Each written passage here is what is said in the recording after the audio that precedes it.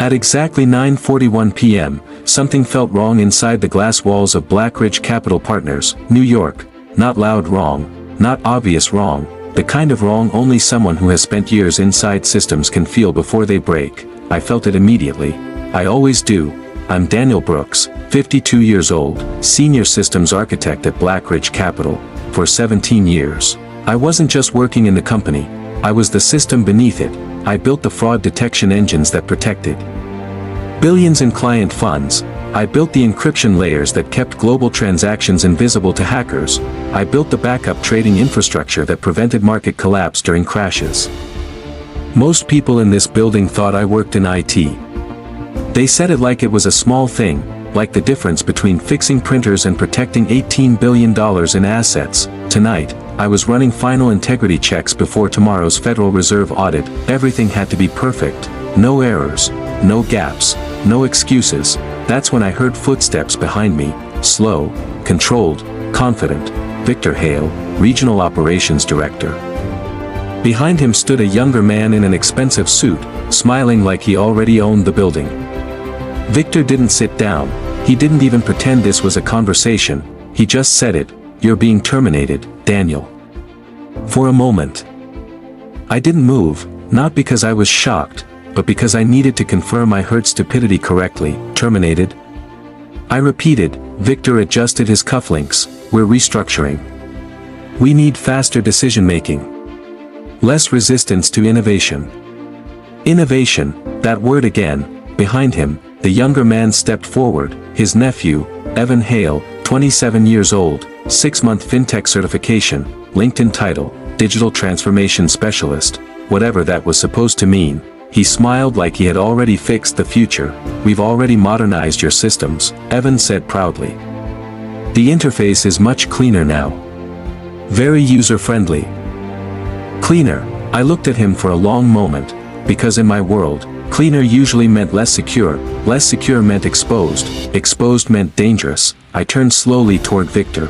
"You're firing me. 24 hours before a federal audit." He didn't even hesitate. "That's not your concern anymore." Evan chuckled softly. "We're moving away from outdated systems anyway.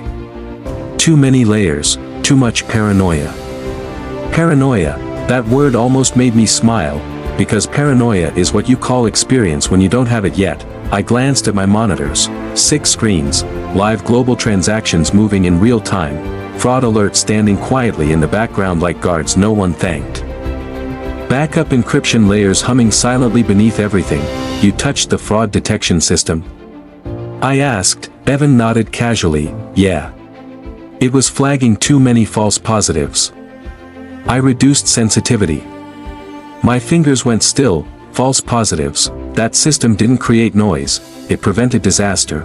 By how much did you reduce it? I asked. Evan shrugged. "About 80%. It runs smoother now." The room felt colder. I had just reached the elevator lobby when my phone vibrated. One message, then another, then 5, all from inside Blackridge Capital, from Maya Collins, Senior Risk Analyst. "Daniel. Something is wrong with the fraud system." I stopped walking. That was too fast. Systems like ours don't break immediately after changes, they stutter first. I called her back. Her voice was low, controlled panic. "The new dashboard update just reduced fraud detection sensitivity. Transactions are slipping through without verification." I closed my eyes for a second. So it had already started. "How many?" I asked. She hesitated. "Hundreds. Maybe more. It's hard to track because the logs are being delayed." That was worse. Delayed logs meant blind spots. Blind spots meant invisible movement. Money was already moving without being properly checked. I turned back toward the building. But security stopped me at the door. "Sir, you've been officially removed from system access." I looked at the guard. "You don't understand what just happened inside that building." He didn't respond, because he didn't need to. Rules were rules. Inside, I could already imagine it. Evan probably celebrating, Victor probably calling it modern efficiency. Meanwhile, the system I built was slowly losing its ability to see. I stood outside in the cold New York air, watching the glass tower glow, and I knew something simple. This wasn't a mistake, this was the beginning of collapse, not loud, not sudden, but quiet, invisible, the most dangerous kind. By 10:58 p.m. Things escalated, fast, too fast. Inside Blackridge Capital, Maya was staring at her screen like she didn't believe it. Daniel, we're losing transaction integrity. That sentence meant one thing: money was moving without full tracking. I finally got someone on the inside to send me a screen capture, and I saw it. Transactions were being approved in under a second. Normally, that took multiple verification layers. Now it was instant. Too instant. Victor's efficiency upgrade had removed the very checks that prevented fraud. Evan had called it lag reduction. I called it danger. How much exposure?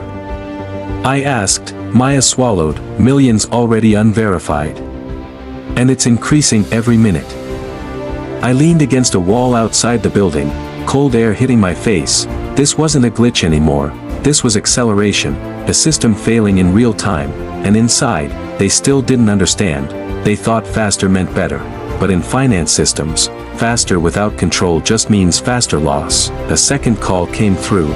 This time Maya sounded scared. Daniel, compliance just flagged irregular offshore movement. That made my stomach tighten. Offshore movement meant laundering patterns, meaning the system wasn't just broken, it was now exploitable, and someone was already noticing. I closed my eyes. They're inside the blind spots now, I whispered, and once money enters blind spots, you don't track it, you chase it. At 11:26 p.m., alarms finally started inside the building, real alarms, not notifications, not warnings, full system escalation. Inside Blackridge Capital, screen started flickering red. Maya's voice came through again, but now it was sharp. Daniel, the fraud detection system just went offline. That was the core layer, the immune system of the entire company, gone. Victor was on the floor now, shouting at IT. Evan was frozen, staring at the dashboard like it had betrayed him. I don't understand, he kept repeating. It was supposed to be better. But better doesn't matter when it stops working. I walked back toward the building entrance. Security tried to block me again. This time I didn't stop. You can either let me in, I said calmly, or watch the company burn without understanding why. They stepped aside. Inside, chaos had fully formed. Compliance alerts were exploding, risk systems were failing one by one, and the trading floor was now operating blind. Victor saw me and rushed forward. What did you do? He snapped. I stopped walking. I looked at him. I didn't do anything. Then I looked at Evan. You did. Silence hit the room, because now they could finally see it. They didn't modernize the system. They removed its protection, and the system was now reacting the only way it could, by collapsing. The moment I stepped back onto the trading floor, I knew we had passed the point of fixing it easily. Screens weren't just red anymore, they were flickering between red and black. That's worse. Red means warning, black means silence. Silence means the system is no longer responding. Maya rushed toward me. Daniel, the core compliance engine just stopped syncing with global servers. I didn't answer immediately, I already expected it. The fraud system going offline earlier was just the first domino, now the second layer was falling. The synchronization layer. Victor was pacing behind us, phone glued to his ear, shouting at executives in Singapore. They're saying accounts are freezing mid-transfer. He yelled. I looked at the main board, $18 billion in managed assets, and right now, nobody could verify where any of it was. Evan stood near his desk, pale now, not confident anymore. Confusion had replaced arrogance. I only reduced verification steps. He whispered. I didn't think it would cascade. That's the problem with people who don't think. Systems always think for them later. I walked straight to the main terminal. Security hesitated. No one stopped me this time, because when things break at scale, people stop arguing about authority, they start looking for survival. I logged in, or at least tried. Access denied. Of course, they had locked me out. Victor stepped forward. You're not authorized anymore. I didn't look at him. Then you fix it, I said calmly. Silence. Nobody moved, because nobody could, and that's when I understood the truth. They didn't just lose the system, they lost the only person who understood how to reverse it. By 12:41 a.m., the first real financial damage report arrived. It wasn't theoretical anymore, it was real losses. Maya's voice shook as she read it. Daniel. Unauthorized transactions are now confirmed. Victor grabbed the report from her hand. His face changed instantly, because now numbers were attached, not warnings, not anomalies, losses. Millions had already moved through unverified channels, and nobody could trace them properly. Evan stepped back like the floor had tilted. I didn't authorize that. He said weakly. I turned slightly. You didn't prevent it either. That's the difference. Anyone can change settings. Very few understand consequences. I finally accessed a backup terminal, old system layer, the one I built years ago before they modernized everything. Still intact, still stable, still untouched, because they never knew it existed. Victor noticed what I was doing. What is that system? I didn't look up, the part that actually works. I started running diagnostics. Slowly, the truth appeared. Data leakage points, disabled encryption nodes, collapsed verification chains. Everything Evan improved had removed friction, but friction was what kept the system from falling apart. I stood up.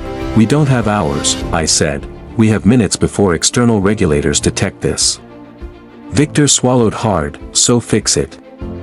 I looked at him. For the first time, he wasn't arrogant anymore, just scared.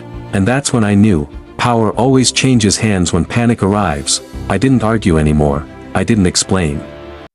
I just acted. Clear the room, I said. Nobody questioned it this time. Even Victor stepped back. Because when systems are failing fast enough, authority becomes whoever can fix it. I sat at the terminal. The old system, my system. Fingers moved automatically. Years of design came back like muscle memory. Maya stood behind me. Can you save it? She asked quietly. I didn't answer immediately, because the truth is, saving it wasn't the first step, stabilizing it was. I rerouted transaction verification through the backup integrity layer, restored partial encryption nodes, rebuilt the fraud detection filter in simplified mode. Slowly, the red started to fade, not gone, but contained. Victor exhaled heavily. Evan just sat down like his legs stopped working. For the first time, the system responded correctly. But I didn't relax, because I knew something they didn't. Fixing damage is easy compared to rebuilding trust, and regulators don't forgive silence. They punish it. I looked at Maya. Start documenting everything, I said, then at Victor. Because when this is over, you're going to have to explain why you removed the only protection this company had. Silence filled the room again, but this time, it wasn't panic, it was realization. By 2:18 a.m., the building was no longer just a crisis zone, it was now under surveillance, official surveillance. The first call came from Washington, then London, then Singapore. Regulators were no longer asking questions, they were demanding answers. Maya rushed into the room holding her phone like it was burning. Daniel. The SEC Advanced Audit Team just changed status. They're arriving early. Victor froze. Early? He repeated. That meant one thing. They suspected something already broke. I kept typing. Because panic doesn't fix systems, structure does. We're stable for now, I said. But stable doesn't mean safe. Evan sat quietly in the corner now, no confidence left. No explanations, just silence. Victor lowered his voice. If regulators find this mess, they will. I cut in, not because it's hidden, but because it's visible in the data trail. That's the mistake most executives make. They think systems fail quietly. They don't, they fail loudly in numbers. I pulled up the audit logs, and there it was. Every weakness Evan created was now recorded permanently. Every removed verification step, every disabled filter, every optimization. All documented, all traceable, and all pointing to one conclusion: negligence. Maya whispered, this could shut the company down. I nodded, or rebuild it correctly. That's when I realized something. This wasn't just a system failure, it was a leadership failure.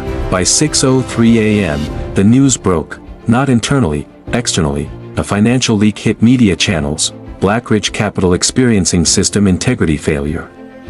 Within minutes, it spread. News networks picked it up. Investors started reacting. Stock pre-market dropped sharply. Victor stared at the screen like it didn't belong to reality. We're bleeding reputation, he whispered. That's worse than money. Because money can be recovered. Trust usually cannot. Evan finally spoke. I thought I was improving things. No one answered him, because intention doesn't protect consequences. Maya turned to me. What happens now? I didn't hesitate. Now the system survives long enough to explain itself. Because survival wasn't technical anymore, it was legal, regulatory, public. The CEO entered the room quietly.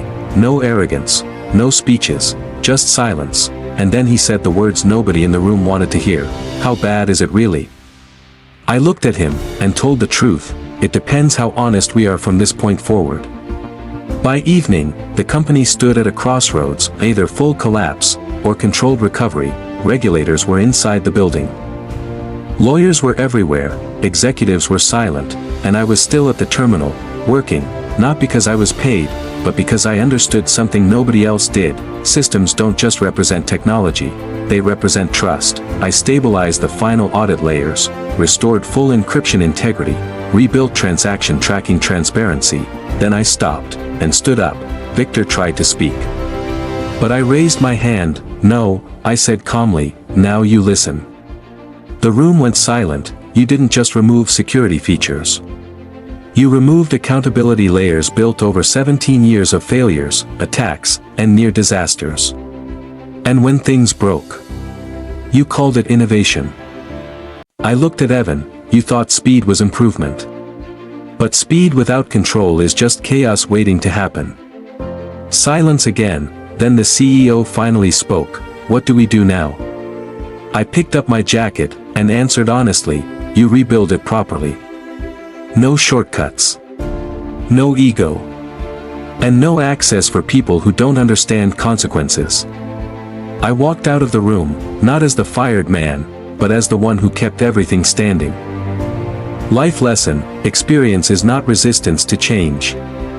It is protection against consequences you haven't seen yet. In every system, business, life, or money, speed without understanding leads to collapse. Respect people who ask questions, not just those who move fast, because the ones you call old-fashioned are often the only reason everything is still standing.